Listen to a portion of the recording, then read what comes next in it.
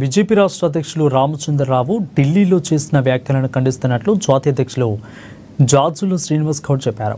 ఇక బీసీ రిజర్వేషన్ల బిల్లు రాజ్యాంగం 9వ షెడ్యూల్లో చేర్చడం కుదరదని మాట్లాడి రాష్ట్రంలోని 2 కోట్ల మంది బీసీలను అవమానపరిచారని మండిపడ్డారు.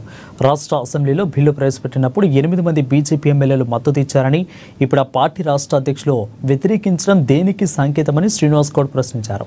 ఇక రిజర్వేషన్లకు వ్యతిరేకంగా ఉద్యమం చేసిన రామచంద్రరావును పార్టీ అధ్యక్షుడిగా నియమించిన బీజేపీ తన వైఖరి స్పష్టం చేసిందని అన్నారు.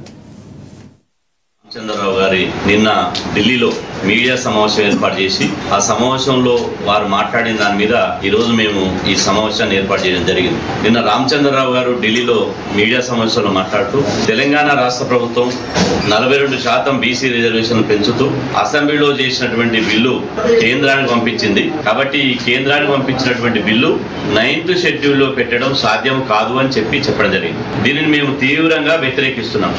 రామచంద్రరావు గారు మాట్లాడినటువంటి మాటలు అది బీజేపీ పార్టీ పాలసీనా లేదా రామచంద్రరావు గారు వ్యక్తిగతంగా మాట్లాడారు? బీజేపీ పార్టీ 48 గంటల్లోగా స్పష్టంగా